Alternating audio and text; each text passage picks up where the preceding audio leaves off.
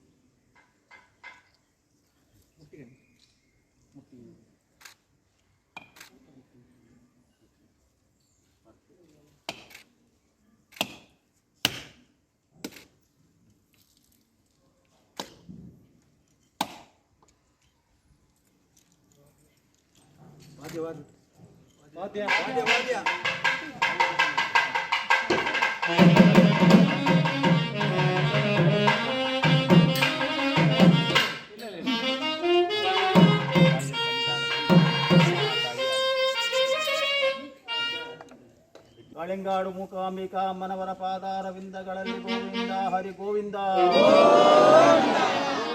ಹರಿ ಗೋವಿಂದ.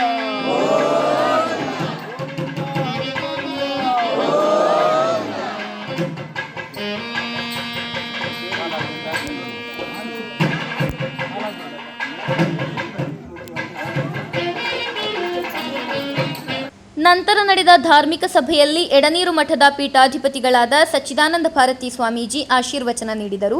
ಜೀರ್ಣೋದ್ಧಾರ ಸಮಿತಿಯ ಗೌರವಾಧ್ಯಕ್ಷ ಡಾಕ್ಟರ್ ಕೆಎನ್ ವೆಂಕಟರಮಣ ಹೊಳ್ಳ ಅಧ್ಯಕ್ಷತೆ ವಹಿಸಿದ್ದರು. ಮಧೂರು ಗ್ರಾಮ ಪಂಚಾಯತ್ ಅಧ್ಯಕ್ಷ ಗೋಪಾಲಕೃಷ್ಣ ಕೆ ಮುಖ್ಯ ಅತಿಥಿಯಾಗಿ ಭಾಗವಹಿಸಿದ್ದರು. ವಾಸ್ತುಶಿಲ್ಪಿ ರಮೇಶ ಕಾರಂತ ಬೆದ್ರಡ್ಕ ಹಾಗೂ ಕ್ಷೇತ್ರದ ತಂತ್ರಿವರ್ಯ ಕೃಷ್ಣ ಗುರೂಜಿ, ಉದ್ಯಮಿ ಸದಾಶಿವ ಶೆಟ್ಟಿ ಕುಳ್ಳೂರು ಕನ್ಯಾನ, ಕೆಕೆ ಶೆಟ್ಟಿ, ಶಶಿಧರ ಶೆಟ್ಟಿ, ಡಾಕ್ಟರ್ ಅನಂತ ಕಾಮತ್, ಮೋಹನ್ ರಾಜ್ ಕಾಳ್ಯಂಗಾಡ್, ಯಶೋಧ ಸುಂದರ್, ಅಚ್ಯುತ ಕಾಳ್ಯಂಗಾಡ್ ಉಪಸ್ಥಿತರಿದ್ದರು. ಹರೀಶ್ ಕೆಆರ್ ಸ್ವಾಗತಿಸಿ ಶಾಂತಕುಮಾರ್ ಧನ್ಯವಾದವಿತ್ತರು. ವಿಜಿ ಕಾಸರಗೋಡು ನಿರೂಪಿಸಿದರು. ಹಲವಾರು ಮಂದಿ ಭಕ್ತರು ಆಗಮಿಸಿದ್ದರು. ಕಾಸರಗೋಡು ಅಣಂಗೂರಿನಲ್ಲಿ orange associates glass and hardware ಅತ್ಯಾಧುನಿಕ ಸೌಲಭ್ಯಗಳೊಂದಿಗೆ ನವೀಕರಿಸಿದ ಶೋರೂಮ್ನಲ್ಲಿ ಕಾರ್ಯಾರಂಭಿಸಿತು. ನವೀಕರಿಸಿದ ಶೋರೂಮ್ನ ಉದ್ಘಾಟನೆಯನ್ನು ಶಾಸಕ ಎನ್.ಎನ್. ನೆಲ್ಲಿಕುಂದ್ ಅದ್ದೂರಿ ಸಮಾರಂಭದಲ್ಲಿ ನೆರವೇರಿಸಿದರು. ಕಾಸರಗೋಡು ಅಣಂಗೂರಿನಲ್ಲಿ orange associates glass and hardware ಅತ್ಯಾಧುನಿಕ ಸೌಲಭ್ಯಗಳೊಂದಿಗೆ ನವೀಕರಿಸಿದ ಶೋರೂಮ್ನಲ್ಲಿ ಕಾರ್ಯಾರಂಭ. ನವೀಕರಿಸಿದ ಶೋರೂಮ್ನ ಉದ್ಘಾಟನೆ ಅದ್ದೂರಿ ಸಮಾರಂಭದಲ್ಲಿ ನಡೆಯಿತು. ಶಾಸಕ ಎನ್.ಎ. ನೆಲ್ಲಿಕುಂದ್ ಉದ್ಘಾಟನೆಯನ್ನು ನೆರವೇರಿಸಿದರು.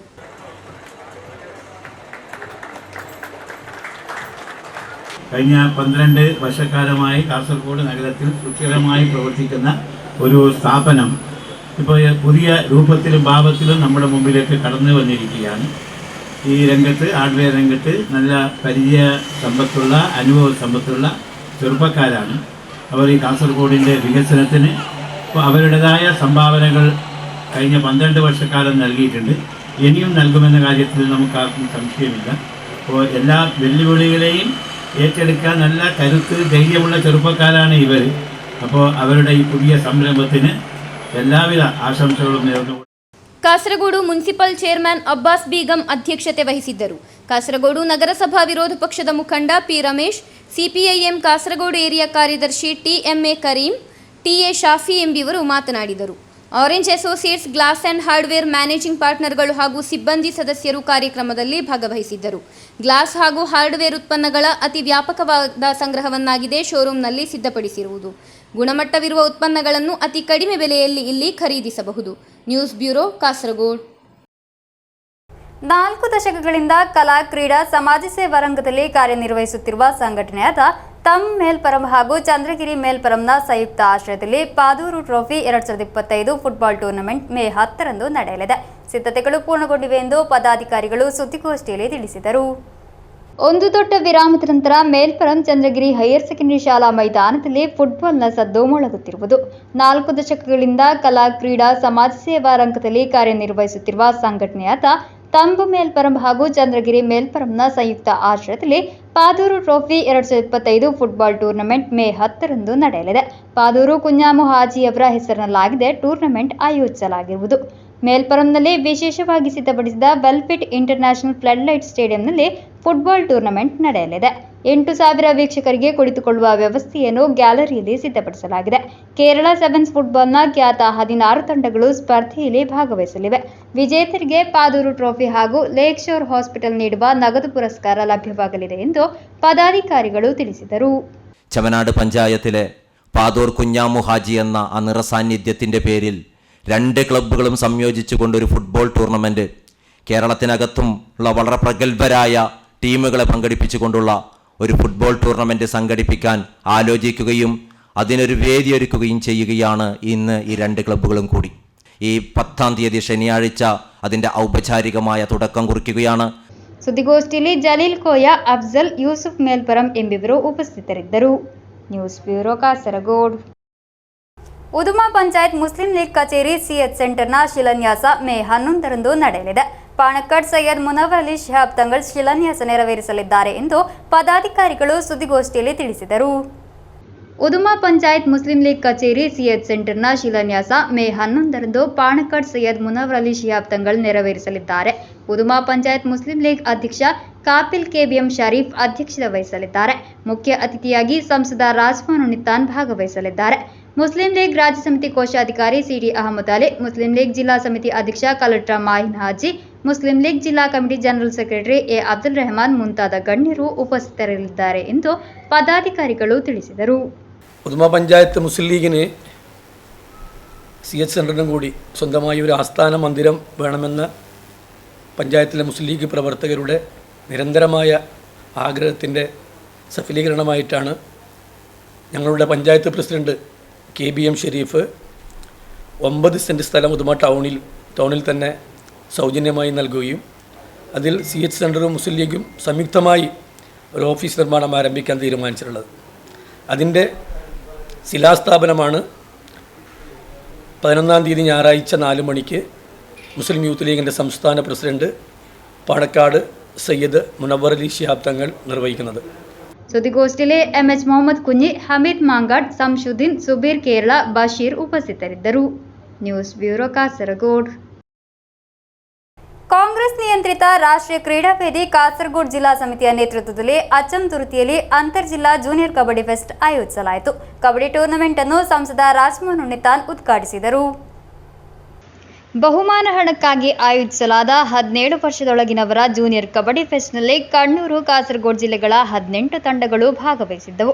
ಕತ್ಯಂಡಮಾಡ್ ವಿಷ್ಣುಮೂರ್ತಿ ದೈವಸ್ಥಾನದ ಮೈದಾನದಲ್ಲಿ ನಡೆದ ಟೂರ್ನಮೆಂಟ್ ಅನ್ನು ಸಂಸದ ರಾಜ್ಮಾನ್ ಉನ್ನಿತಾನ್ ಉದ್ಘಾಟಿಸಿದರು. എൻ്റെ മകൻ ലഹരി പദാർത്ഥം ഉപയോഗിച്ച് രാത്രി വന്നാൽ പിന്നെ അമ്മയായിട്ടല്ല അവൻ എന്നെ കാണുന്നത്, ഒന്നുകിൽ ഭാര്യയുടെ രൂപത്തിൽ അല്ലെങ്കിൽ അവൻ്റെ കാമുകിയായിട്ടാണ് കാണുന്നത്. അമ്മയെ തിരിച്ചറിഞ്ഞൂടാത്ത സഹോദരിയെ, മകളെ തിരിച്ചറിഞ്ഞൂടാത്ത ഒരു വ്യവസ്ഥ. സകല കുറ്റകൃത്യങ്ങളും ആരംഭിക്കുന്നത് ലഹരിയിൽ നിന്നാണ്. ഈ സംസ്ഥാനത്ത് നടക്കുന്ന കൊലപാതകം പരിശോധിച്ചോ, ബലാത്സംഗം പരിശോധിച്ചോ, സ്ത്രീപീഡനം പരിശോധിച്ചോ, ഗുണ്ടായിസം പരിശോധിച്ചോ, സകലത്തിന്റെ ഉറവിടം ലഹരിയാണെന്ന് നമുക്ക് കാണാൻ കഴിയും. ರಾಷ್ಟ್ರೀಯ ಕ್ರೀಡಾ ವೇದಿ ಕಾಸರಗೋಡು ಜಿಲ್ಲಾಧ್ಯಕ್ಷ ವಿನೋದ್ ಅಚ್ಚಂತುರುತಿ ಅಧ್ಯಕ್ಷತೆ ವಹಿಸಿದ್ದರು. ರಾಷ್ಟ್ರೀಯ ಕ್ರೀಡಾ ವೇದಿ ರಾಜ್ಯ ಕಾರ್ಯದರ್ಶಿ ಹಾಗೂ ವಾಲಿಬಾಲ್ನ ಅಂತಾರಾಷ್ಟ್ರೀಯ ರೆಫರಿ ಆಗಿರುವ TV ಅರುಣಾಚಲಂ ಮುಖ್ಯ ಅತಿಥಿಯಾಗಿದ್ದರು. ಜೆರ್ಸಿ ಬಿಡುಗಡೆ ಸಮಾರಂಭವನ್ನು ಚೆರ್ವತ್ತೂರು ಫಾರ್ಮರ್ಸ್ ಬ್ಯಾಂಕ್ ಉಪಾಧ್ಯಕ್ಷ ಡಾಕ್ಟರ್ KV ಶಶಿಧರನ್ ನೆರವೇರಿಸಿದರು. ರಾಷ್ಟ್ರೀಯ ಕ್ರೀಡಾ ವೇದಿ ಜಿಲ್ಲಾ ಕಾರ್ಯದರ್ಶಿ K ವಿಜಯಕೃಷ್ಣನ್, ಮಂಡಲ ಕಾಂಗ್ರೆಸ್ ಅಧ್ಯಕ್ಷ K Balakrishnan, NK Krishnan, TP ಭರತನ್, V Gopinathan, M Danish Kumar, AV Babu ಎಂಬಿವರು ಮಾತನಾಡಿದರು. ವಿವಿಧ ಕ್ರೀಡಾ ವಲಯಗಳಲ್ಲಿ ಸಾಧನೆ ಮಾಡಿರುವ P Gopalakrishnan, O Unnikrishnan master ಎಂಬಿವರನ್ನು ಸನ್ಮಾನಿಸಲಾಯಿತು. ಸಮಾರೋಪ ಸಮಾರಂಭದಲ್ಲಿ ಗ್ರಾಮ ಪಂಚಾಯತ್ ಸದಸ್ಯ TV ಶ್ರೀಜಿತ್ ಬಹುಮಾನಗಳನ್ನು ವಿತರಿಸಿದರು. News bureau Kasaragod. ಕೆಪಿಸಿಸಿ ಕಲಾ ಸಾಂಸ್ಕೃತಿಕ ವಿಭಾಗವಾದ ಸಂಸ್ಕಾರ ಸಾಹಿತ್ಯ ಕಾಸರಗೋಡು ಜಿಲ್ಲಾ ಸಮಿತಿ ಪದಗ್ರಹಣ ಸಮಾರಂಭ ನಡೆಯಿತು. ಡಿಸಿಸಿ ಅಧ್ಯಕ್ಷ PK ಫೈಜಲ್, ಚೇರ್ಮನ್ ಬಶೀರ್ ಆರಂಗಡಿ ಅವರಿಗೆ ಮಿನಿಟ್ಸ್ ಹಾಗೂ ದಾಖಲೆಗಳನ್ನು ಹಸ್ತಾಂತರಿಸಿದರು. ಕೆಪಿಸಿಸಿ ಕಲಾ ಸಾಂಸ್ಕೃತಿಕ ವಿಭಾಗವಾದ ಸಂಸ್ಕಾರ ಸಾಹಿತ್ಯ ಕಾಸರಗೋಡು ಜಿಲ್ಲಾ ಸಮಿತಿ ಪದಗ್ರಹಣ ಕಾರ್ಯಕ್ರಮ ಕಾಸರಗೋಡು ಡಿಸಿಸಿ ಆಫೀಸ್ನಲ್ಲಿ ನಡೆಯಿತು. ಡಿಸಿಸಿ ಅಧ್ಯಕ್ಷ PK ಫೈಜಲ್ ಉದ್ಘಾಟಿಸಿದರು. സംസ്കാര സാഹിതി ശ്രീ ആര്യാടൻ ചൗക്കത്തിൻ്റെ നേതൃത്വത്തിൽ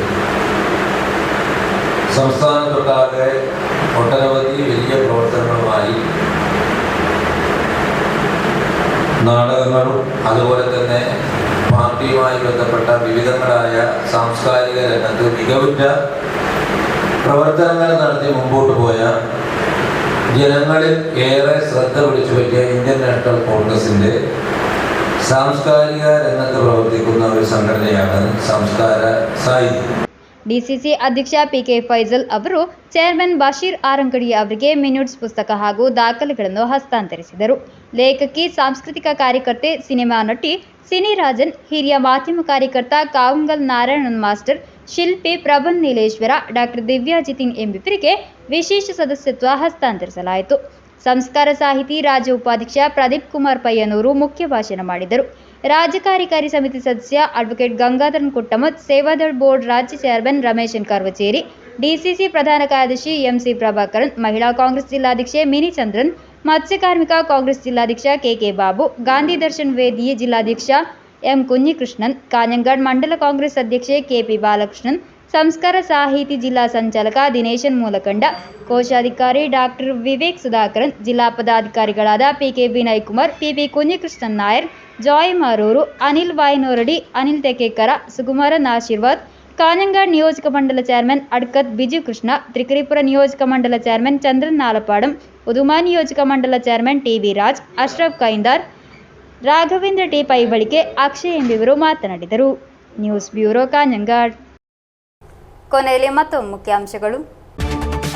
ರಾಜ್ಯದಲ್ಲಿ ಎಸ್ಎಸ್ಎಲ್ಸಿ ಪರೀಕ್ಷೆಯ ಫಲಿತಾಂಶ ಪ್ರಕಟ. ಸುದ್ದಿಗೋಷ್ಠಿಯಲ್ಲಿ ಶಿಕ್ಷಣ ಸಚಿವ ವಿ ಶಿವನ್ಕುಟ್ಟಿ ಘೋಷಣೆ. ಕುಂಬಳೆಯಲ್ಲಿ ಗಲ್ಫ್ ಮೂಲದ ವ್ಯಕ್ತಿಯನ್ನು ಕಾರಿನಲ್ಲಿ ಅಪಹರಿಸಿದ ಪ್ರಕರಣದಲ್ಲಿ ಓರ್ವನ ಬಂಧನ. ಕೇಬಲ್ ಟಿವಿ ಆಪರೇಟರ್ಸ್ ಅಸೋಸಿಯೇಷನ್ನ ಸ್ಥಾಪಕ ನಾಸರ್ ಹಸನ್ ಅನ್ವರ್ ಅವರ 9ನೇ ಪುಣ್ಯಸ್ಮರಣೆ. ಸಂಸ್ಮರಣಾ ಕಾರ್ಯಕ್ರಮ ಮೇ 10ರಂದು ಕಾಸರಗೋಡಿನ ಆರ್ಕೆ ಮಾಲ್ ಆಡಿಟೋರಿಯಂನಲ್ಲಿ.